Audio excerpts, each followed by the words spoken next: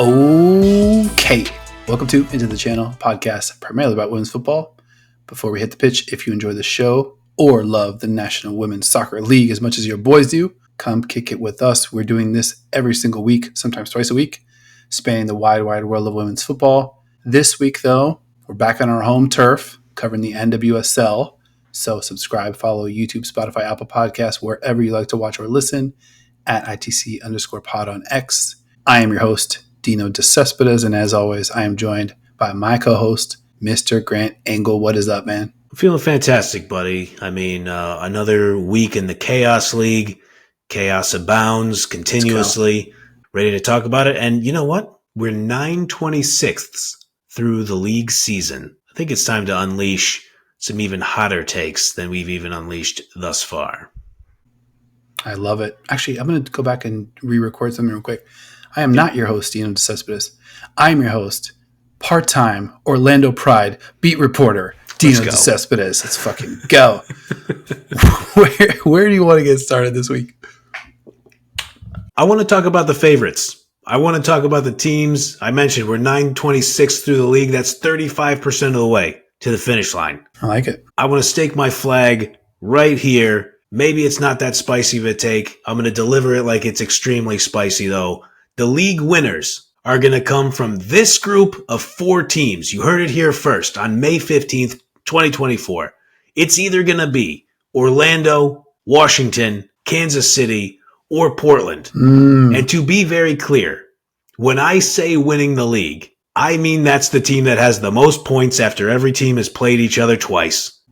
Because I believe that's how you crown a true champion in a sport. I am 1,000% with this. Let's go. I am 1,000% with this. I mean, I think you might have texted me about this with regard to the playoffs essentially being a cup that just happens at a different point on the calendar. And that is so fucking on the money because going through the slog of this whole season, that's really what we're talking about. Yeah. That's really the marathon of it all.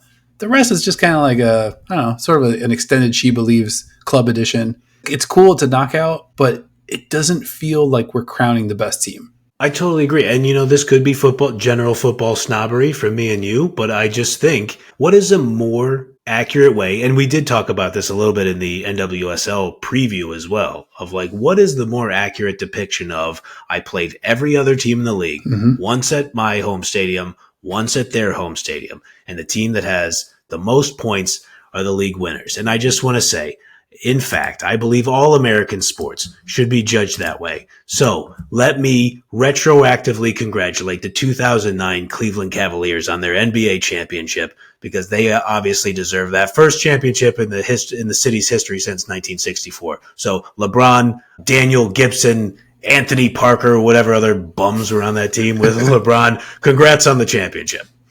Was it Vujicic, I think, there? Oh, God, that team was awful. Big Z? I mean, I don't forget Big Z. I would never disrespect Big Z. I would never refer to him as a bum. I mean, if we do crown, I'm kind of halfway with you, because if we do crown the 2009 Cavs champs, that means that the great Stan Van Gundy has 0 Eastern Conference championships, and I'm not sure that's the kind of world that I want to live in, my friend. That's fair. Shout out to SVG, the pizza man himself. Oh my God, the best. He's just the best. Keep living your life, Stan. I want to talk about my Orlando Pride. So obviously I was in the building. Shout out to the squad for welcoming the show into the press box, giving us a chance to kind of see what's going on there. Orlando Pride manager Seb Hines. I started following the NWSL last season, obviously, through our other podcast endeavors, when he was driving a Corolla. Now our guy Seb, he's driving a Ferrari. And I asked him about this in the press conference. So basically, pre-Barbara Bonda, they've got 1 win and 3 draws.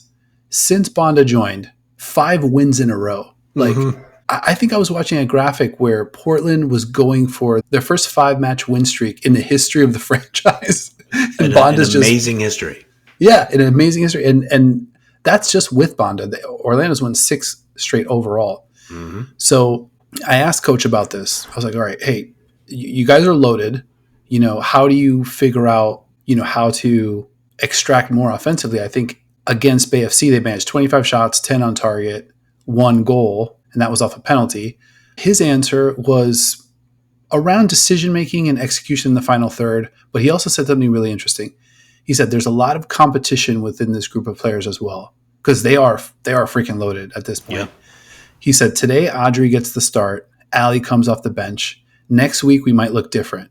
And so it's nice to have that flexibility within the squad to find different ways to beat a team, which adds to us being a bit more unpredictable than in recent years, which I thought was really cool. I love that attitude from Hines, because he also knows, like, what do you do with a group of hyper-talented, hyper-competitive players is you don't want them to believe, I cannot break into the squad. Coach won't let me into the starting 11. Once you start that rotation, and once you have the credibility to look at other great players and say, look, I'll bring you on in the 60th, or I might bring you on earlier. Let's just see how this goes. Mm-hmm. Once you're able to kind of create that culture of stay ready, because you're probably coming in, depending on what happens. And if you don't come in this game, you might be starting in the next match. Like, once you have that and you buy that with your team, now you have a team of just dogs out there just trying to eat at all times. And that shows, because they look like the best team in the league. It's definitely not a fluke. I mean, they're beating good teams, 6 wins in a row. Yeah. I mean, they were in total control of this match against Bay FC, obviously, closer to the bottom of the league. But I wanted to talk about the substitution patterns. So at halftime, imagine subbing off Julie Doyle, bring on Marta. So we'll start there. Sure. That's a nice little move. Ali Watt comes in the 60th for Morgan Gautrat. Brianna Martinez, she's back. She takes Adriana's place. And then Corey Dyke in for Summer Yates. The first round pick, Ali Lemos, in for Barbara Bonda. Come on.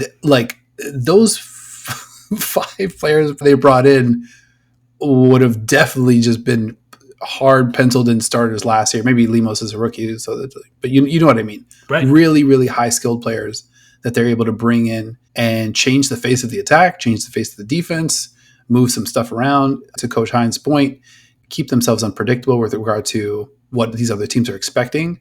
So it kind of feels like this team still a little bit of, not a little bit, still a lot of growth left. Hell yeah. Potentially out on the vine. So yeah, I think lumping them in with those other 3 teams as, hey, our champion's going to come from this tier. No arguments here. You'll notice, and there will be a theme here, the order in which I mentioned them were Orlando, Washington, Kansas City, and Portland. Let's just keep that in mind as we continue to talk about this. I want to touch real quick before we move on. I love when you're holding Seb Hines accountable, putting his feet to the fire in the press conference, that he mentions decision-making and execution in the final third. Because when you are subbing players on and telling them, like, hey, you're going to have your opportunity to make an impact on the game, you don't want them to come into the game and be like, okay, I better try some audacious shots and like crazy shit to try to like make it work. And maybe I'm reading too much into his comments, but I would think that part of the culture there, it definitely seems to reflect in the way they play, is part of you being the best player that you can be is playing to our identity and making sure that you're expressing yourself within that identity. And that's how the best football clubs in the world have excelled for the 25 years that I've been watching. Yeah, and I think defensively, that was something that came up quite a bit in the presser. I also asked Kylie Strom about this. This was the first time Bay FC had been held scoreless all season. Amazing. And they didn't get close. You had Kundinashi out there. You had Oshwala running around out there. And didn't get particularly close in this one. So you look at the back 4, Strom, Rafaele, Emily Sams, and then Carrie Abello, who's just up and down the field. She's just everywhere. But just defensively, they made it impossible for Bay FC. Like, it was a 1-0 game that just felt over. No chaos on Saturday night for your boy. Just smooth sailing, I'd say. And, what higher compliment could you pay a team in the NWSL of taking the chaos out of the chaos league? So I think that says a lot about the strength of the squad. Absolutely. All right, man. Where do you want to go from here?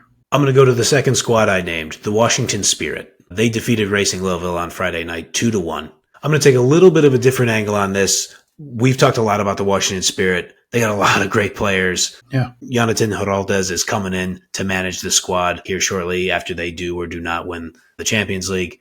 I'm going to ask a big picture question. Anybody who saw the first goal in this match, they saw Croix Bethune hit a really just complicated pass into her. Not like it was a bad pass, but it just took like that weird short hop, and she just needed to like low drive pitching wedge it into the net.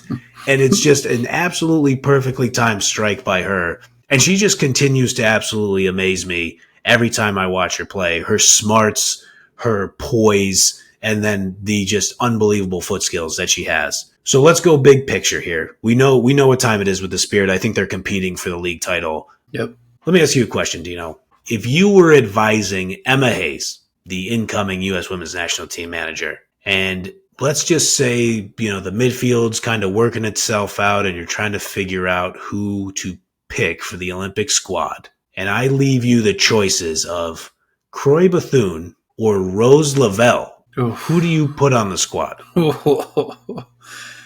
Not where I thought you were going to go. It's hard not to think about the 18-player limit. Exactly. And just think through, okay, unfortunately, you hate to go to this place, but an injury with an 18-person roster is devastating. Yes. I mean, like, you're going to have a couple goalkeepers. Now, like, it's almost like all of your subs, it's like your first team and your subs is like almost the whole roster. Yeah. And Croix Bethune is playing out of her damn mind. Like, I had, obviously I'm going to, kind of dust off one of my old takes from a few weeks ago. When this player hits her prime, I think she's going to be the Spirit's best player. And she might be hitting her prime. She might be hitting her prime here in June or July. Yep.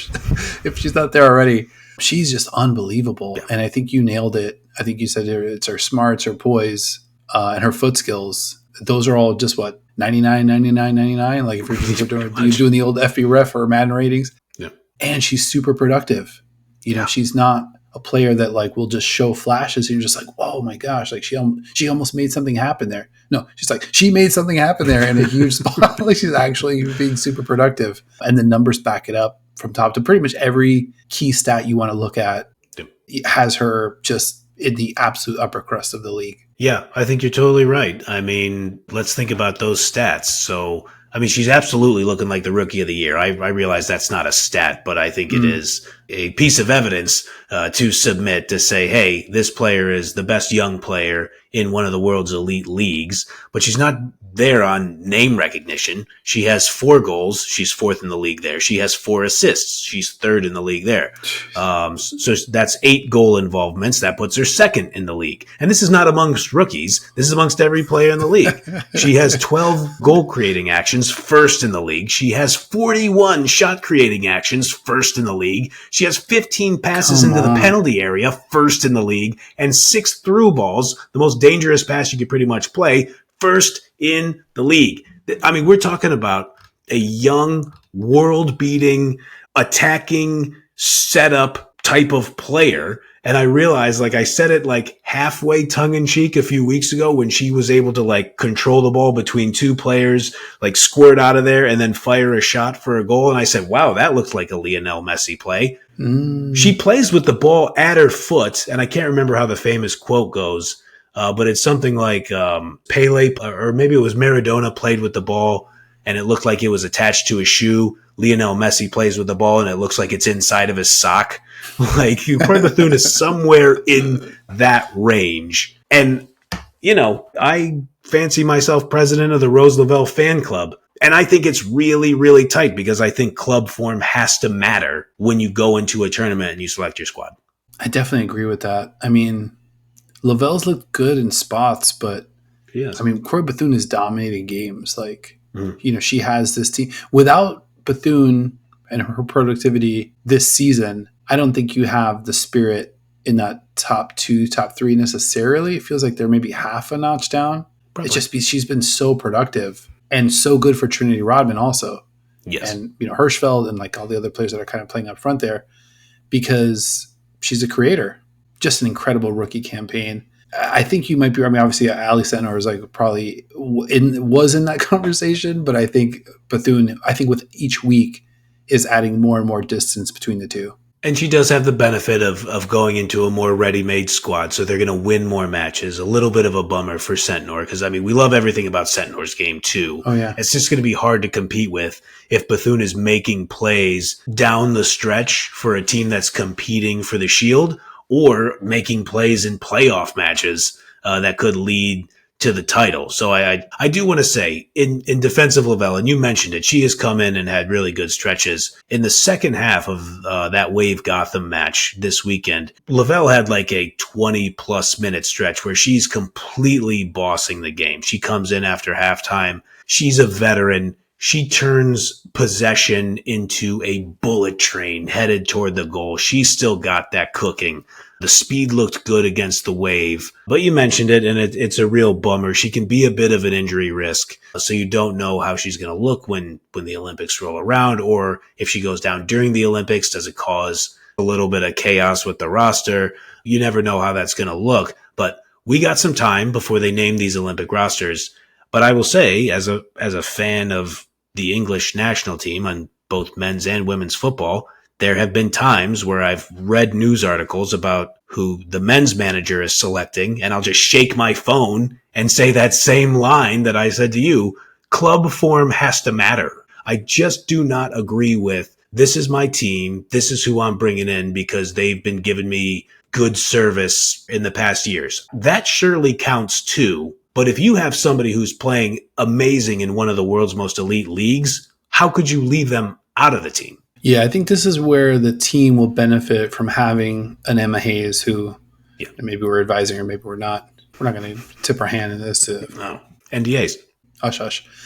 I think having an Emma Hayes doesn't have to pay those service time benefits. You know, just kind of like, hey, like we're just going to look at this roster. We're going to make some decisions based on where we're at right now. I think Lavelle, even in those short stretches, could be just a jolt of energy. But I think when you do bring a player like Bethune, and there's a couple of players, I'm trying to think back to our roster show, probably some midfielders in there that we could probably move some stuff around and maybe potentially squeeze both on if we kind of, bump some of the other names. But it is going to be a legitimate task to try to whittle that pool down to 18 to figure out who's going over to France.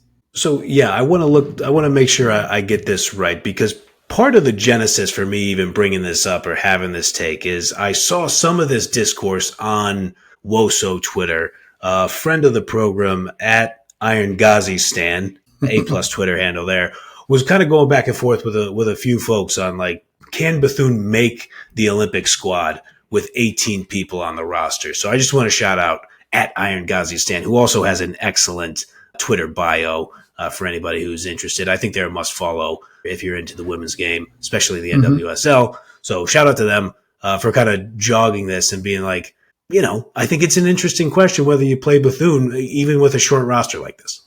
I mean, Bethune's just so out of her mind right now.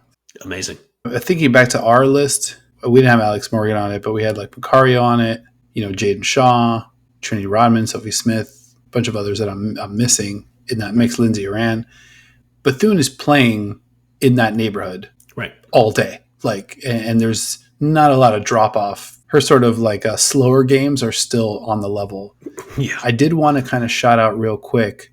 We talked about this with our guy, Chris from Soccer Dossier. Washington was aggressive in the draft. Mm-hmm. So if we think back, they traded Sam Staub for the third pick that became Croix Bethune.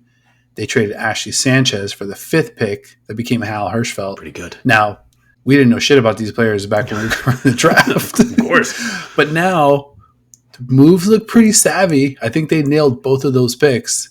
And I think they would be still pretty happy with both of those trades. Obviously, two good players going out the door. But the productivity, the upside on both of those picks, just massive. For sure. It's a really good point to not forget about Hal Hirschfeld's impact on the squad.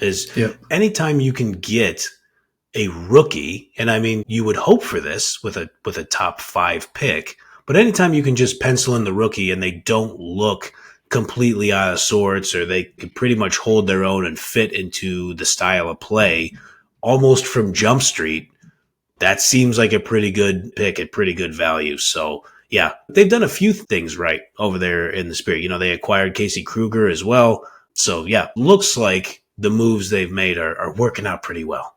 I'd say so. I'm probably pretty happy with those. Let's scoot ahead. What was the third team in your top tier? We had the Kansas City Current. I like it. I know you have a lot on this.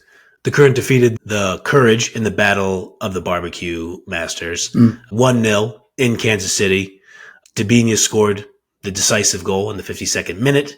But you've done some excellent research here, my man, and I'm very interested to talk about it because, yes, you have Debinha. Yes, you have Di Bernardo. Yes, you have Lola Bonta. Yes, you have Sponstra. Yes, you have Bia. You got a lot of good players. Oh, yeah. But you know who we like to talk about on this podcast, a player who seems to be threatening for MVP of the league, Temwa Chawinga. And you have done some research into the impact of African players in the league. And I'd like to hear more about it.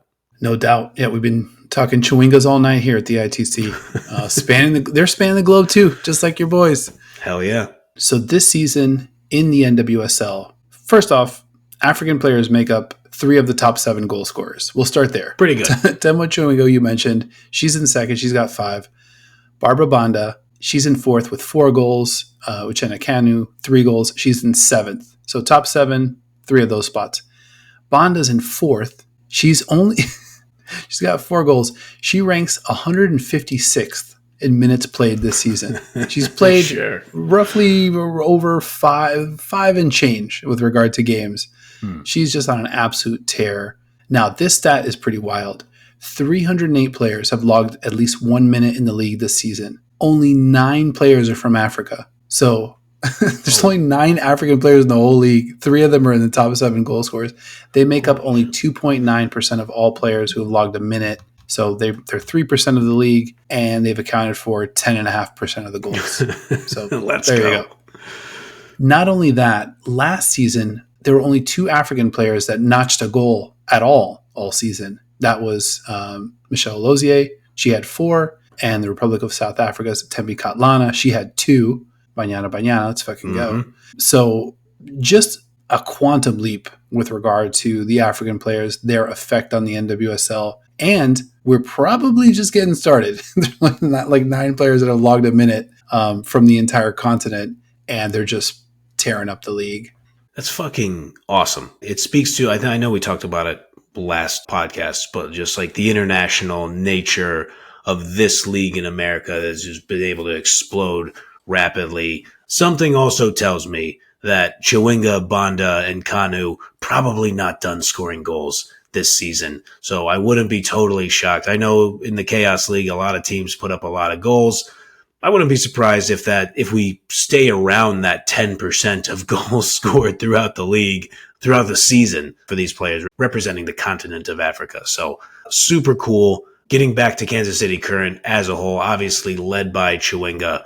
I just don't think they're going anywhere, man. And I don't mean going anywhere in the negative sense. I mean, they're at the top of the table. They're going to be fighting with your Orlando Pride and the Washington Spirit all season. They play a physical style. They play a fast style. They'll run the counterattack. I do think it's interesting. We talked about in that 0-0 draw at Seattle like a week and a half ago. We thought it was interesting that Seattle kind of played the low block and said, okay, come at us. We're going to make you play in uncomfortable areas. But is there really a blueprint to totally slow down that offense? Probably not. Probably not for any extended period of time. So I just see them contending for the title all season. Yeah, I mean, I think it's going to come down to, well, I like the fact that you tiered these teams as a top 4 because talent-wise, they're all in the same neighborhood. Sure. I'll say. I mean, I think like the 4th team, even Portland, it's another stacked roster and a stacked roster that's starting to play really well. We'll get to them in a minute. But it's kind of going to come down to which of the 4 hits their stride at the right time.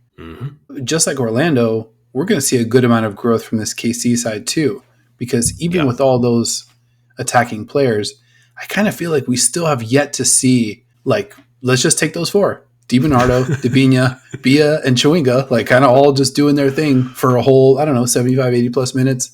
Obviously, it's a long season, but I think, like at the top of the league, got some real squads. And I think like we're going to see real growth from 1, 2, maybe 3 of these top 4 teams. And that might separate them even further from the rest of the bunch. What do we talk about in the margins? I think it'll be really interesting. We've referred to the Vlatko Andonovski revenge tour. When you need to win in the margins in professional sports, sometimes it comes down to coaching. And we look at these squads. I know the Portland coaching situation a little bit in flux.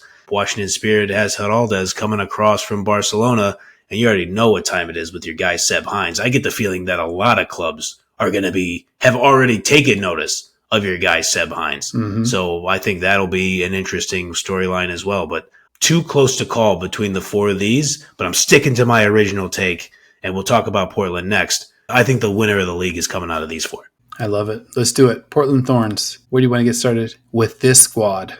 Well, they beat the shit out of the Reign over the weekend. So, I could hear my neighbors and the people who are not objective journalists around me maybe dog cussing the referee at one point and kind of being a little frustrated with the way the match was going. I wouldn't do that, even though I was not sitting in the press box. This match was played in Portland. I will say, quick sidebar, I had half a mind to be like, wait, maybe I should just take the train down to Portland or something like that. Next season, we could do that. Or if they meet in the playoffs, which might be a bit of a stretch for the Reign. But this year's playoffs? Might be a next year kind of trip that I make the journey down there to lovely Portland, Oregon. The Sophia Smith driving the ball down the field, getting the ball down the field into a dangerous area in the box, and then leaving it off for Olivia Moultrie. And then Moultrie with just a delicious touch, like the outside of the foot to just pop it over. We talked about Laurel Ivory and her springiness, her athletic ability, her instincts. Ivory had zero chance to save that Moultrie touch for the opening goal. I think it was just a really interesting look as Sophia Smith is leading the league in goals and assists. If I believe I have that correct. Insane. Yeah. Tough to beat Portland when that's happening. I would say so. We talked about this a few weeks back as well. Sophia Smith, playmaker. I think that's like a new dimension, a new big time dimension to her game. Yeah. I want to rewind real quick to the Spirit match when Portland's taking them on in, think about it, two top tier teams, according to your guys. Mm-hmm. Very early in the match, the first goal, Sam Coffey goal, I feel like that's a play where old Sophia Smith just tries to take on two defenders and the ball just kind of squirts out of the bounds for a goal kick and it just becomes a nothing of a nothing. Instead, she looks up, finds Hina Sugita, gets it to Sam Coffey, gets them on the board in the 4th minute. Yep. And I kind of feel like the last few weeks have been when this assist machine has just really, really gotten cranked up. And she's just on an absolutely torrid pace. So last year, 11 goals, 5 assists in 17 matches. So she's already at her career high in assists this season with 6. And she's got 8 goals in 9 matches. She's on absolute fire, more than halfway to her career high for a season.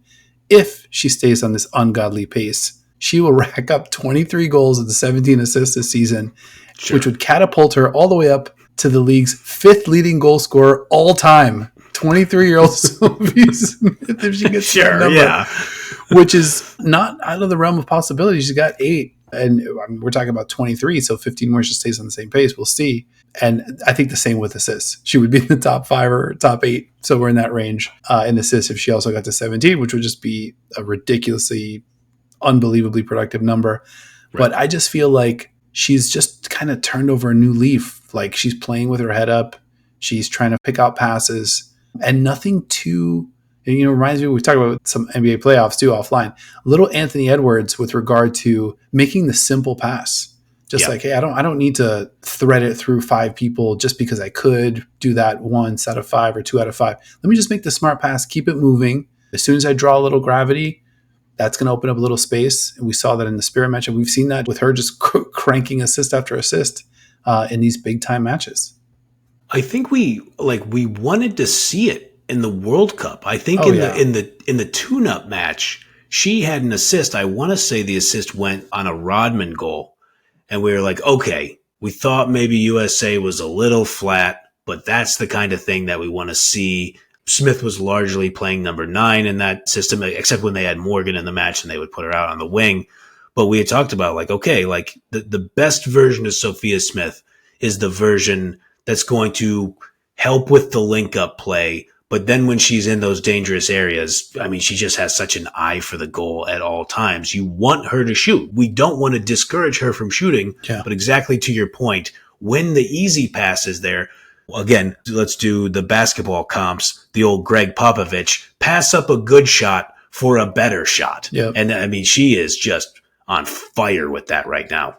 Yeah, and she loves to kind of dart in. Hell yeah. And we're used to kind of seeing her dart in and towards goal. And now this just opens up more options. We saw her a lot of times take on two good defense, like, just make the wrong, take on, right? And now I think she's playing a lot smarter and kind of unlocked this passing part of her game. And Portland's cooking as a result. I mean, I think I was pretty low on them after the first handful of matches, but they look as good as pretty much any team when they're rolling. I was getting a little nervous. I mean, I went back and I reviewed our NWSL preview episode for the purposes of this episode, knowing that we were going to get some takes off on here. I got to say, separate my shoulder, patting ourselves on the back here. We had some pretty good takes on it. You were high on Orlando. We were high on the Spirit. I picked Portland to win the title. You picked both Washington and Orlando to appear in the final. Things are looking pretty solid for your boys right now. A couple of sandmen out here just making calls on what's going to happen. See, Oracle. Give me a second. I got Emma blowing me up here. Of course. She knows what time it is. I'm going to get back to her. I'll let you do that while I make this a 2-beer program. Oh, I like that. Let's go. So yeah, I mean, I was a little nervous about Portland, but there was a moment as the rain match was coming on. They show them in the huddle, and in the one camera shot, you had Sinclair, Smith, Sujita, and Fleming all on camera at the same time in the huddle. And it was just one of those moments where I was looking, I was like, God damn, they got a lot of good players on this team. Like, holy shit.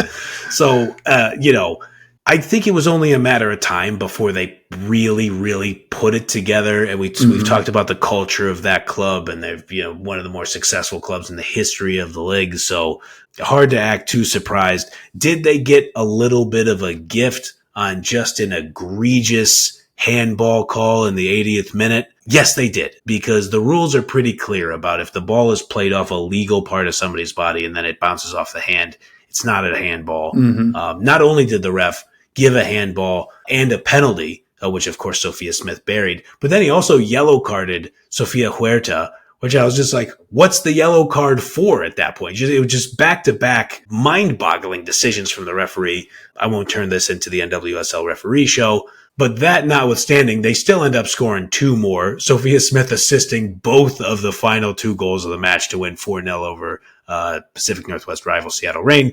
And they're right back in the thick of this. They're 4th in the league. And, with that roster and Houston Dash coming up next, you got to think the points are going to keep coming. I believe it. Tough handball call, obviously. Bad. And it kind of felt like it opened the floodgates a little bit on that one. I don't think that was quite a 4-0 match. Yeah. Even though our guy or girl, Flanga Slammer on YouTube, who's pestering us about not talking about how much Seattle stinks. Seattle does stink. They can't score any goals. So shout out to our guy or girl for always chiming in. Always keeping us accountable. It's not just us keeping these coaches and players accountable. Our YouTube squad's holding us accountable. So shout out. And yeah, Seattle didn't really sniff our top tier this week, but hey, it's a long season. We'll see. Can I just say to that commenter, I have to sit in the same room as Laura Harvey and some of these Reign players. Like, I understand the season's not going great. I'm going to ask questions about how the games go. I mean, what do you want me to do? Yeah, gave you shit about regurgitating Harvey talking points. It's like, yeah, well, you were reporting on what the answers to your questions. So it's what you're supposed to do. I'm not saying that, we agree with them or not. It's an objective show here. Just report the news. That's it. Just, straight from the horse's mouth. I wanted to try to see if I could make a case to squeeze another team into that top tier. Couldn't really get it done. I think Chicago, they're 5th in the table, 16 points. Their expected goal difference is right around 0. 2 recent wins. Well, actually, their 5 wins. This is interesting. Their 5 wins have come against Utah twice, your Seattle Reign twice, and Bay FC. So, a little fool's goal, a little sprinkle into their resume, but still early, like we said. Louisville, a team that I've been sneaking some peeks at here and there, also +2. Only 9 goals allowed in 8 matches. Their XG differential is plus 4.2. That's fourth in the league. They're coming off 2 tough losses at Orlando and home to Washington. So maybe the 2 best teams in the league. Yeah. We'll see. They've got a really nice squad. And the Courage were the other team I took a little look at. They're clearly kind of a second-tier team as currently constructed. Houston, I wasn't able to corroborate any hard data, soft data, qualitative, quantitative. There was no kind of data that pointed me to Houston being in this top tier, but we still love them. Shout out to Houston. Mm-hmm. And then you can look at the pedigree of Gotham and San Diego and say, hey, maybe they kind of deserve a little look, but I think so far this season, not quite at the level. It's part of what made the Gotham Wave match so entertaining, especially in the second half. Lavelle comes on there, really tries to change the match. The Wave end up with the equalizer from Lundqvist in the 64th minute. Those were 2 teams that know they have a lot of good players, that know things have not been, at that point new, things were not going as planned. And both sides were just going to be like, we cannot give an inch in this one. Like, we got to come away with something. And I thought that's what made it a really entertaining match to kind of end the weekend. I'd love that one. I mean, it was 2 professional rosters going at it, in a very professional manner, just exactly what you said. And that's the beauty of this league. You've got teams kind of like rising, teams falling, teams like getting scorching hot a little early, a little ahead of schedule. Thinking about my Orlando Pride here. Teams kind of trying to get things back on track. Teams getting things back on track, like Portland, slow start. They obviously look like world beaters at this point. It's been a great season so far, but still so much football to be played. We got the summer tournaments, and then just looking at NWSL. I mean, I think this stretch run for the title, the real title, it's going to get pretty juicy here. For sure. If you could let me squeeze in one more take on Gotham FC, on the Bats, real in-depth analysis. Let me just say, Jenna Neiswanger, that's a footballer right there. Mm-hmm. That's good football. That's a good footballer. I would be enthusiastic if she played for my national team because she is quite good. I think she'll be there in Paris this summer. If I had to bet on it, I think she was one of our, top 6, 7. She went early in our US Olympic roster draft, which I think still holds up pretty well. Yeah. If you haven't seen that one, definitely go back and check it out. Anything else you want to hit before we get out of here? I think that's about it. I mean, if we want to span the globe a little bit, I mean, You mentioned our Olympic roster pod from several weeks ago at this point. Feels like it holds up. Talked about the NWSL preview. Feels like a lot of that has held up. I want to say anybody who's WSL curious for the league over in England, I did a little trip over there, and I had mentioned that I thought by Manchester City losing to Arsenal that they essentially lost the league to Chelsea. Chelsea beat Tottenham today, 1-0. So now Chelsea is top of the league. They have a goal differential of 2 more than Manchester City. So now Manchester City needs to beat Aston Villa and hope Chelsea FC either loses or draws to Manchester United, which will be a hell of a match. Manchester United at home versus Chelsea. But I mean, do you think Chelsea Football Club is going to want to send Emma Hayes out with a loss or a draw to not win the league? So if you can believe it, 2 dudes who like to give themselves a lot of credit when they get predictions right. I know this is a new thing in sports media. But yeah, your boys have been out here. We're watching the games, bro. And I think we have an exciting finish for the WSL. And we got a long way to go in the NWSL in our home league. So keep it locked with us. Absolutely. And I think Door maybe still left a little cracked for your City side. Goal differential of just 2. Yeah. Might be able to make that up. I mean, obviously United coming off big FA Cup championship over the same Tottenham side 4-0. So congrats to them. Yeah. I mean, I don't know. They might be feeling themselves. They might fancy the spoiler role this weekend. And 2 goals, that's not a mass. I mean, considering what Chelsea did to Bristol City the prior week, you're just kind of like, oh my God, what if they hang another 6 or 7 or 8 on Tottenham? But just 1 goal, I mean, I think you're still very much in the mix. I think we're going to have to monitor that situation. I think so. I mean, I would say, obviously Chelsea had that big score line over Bristol City. As much as I love Manchester City Football Club, I won't expect them to do the same to Aston Villa. Aston Villa has Lioness great Rachel Daly. They have Alicia Lehman, and they have Adriana Leon, Canadian great. So I don't think we're going to blow them out 4-0. But, you know, crazier things have happened in the last day of the season, so it'll be interesting to see. Absolutely. And we will be locked in. All right, man. I think we did it. It's been another episode of Into the Channel. Thank you for watching, listening, subscribing, liking, commenting, holding us accountable. Definitely keep it up. You make us a lot smarter, to be quite frank. So we very, very much appreciate each and every one of you that chimes in or just watches, hangs out. We appreciate you as well. Remember, like if you liked, and subscribe or follow Into the Channel, YouTube, Spotify, Apple Podcasts, or wherever you like to watch or listen at ITC_pod on X.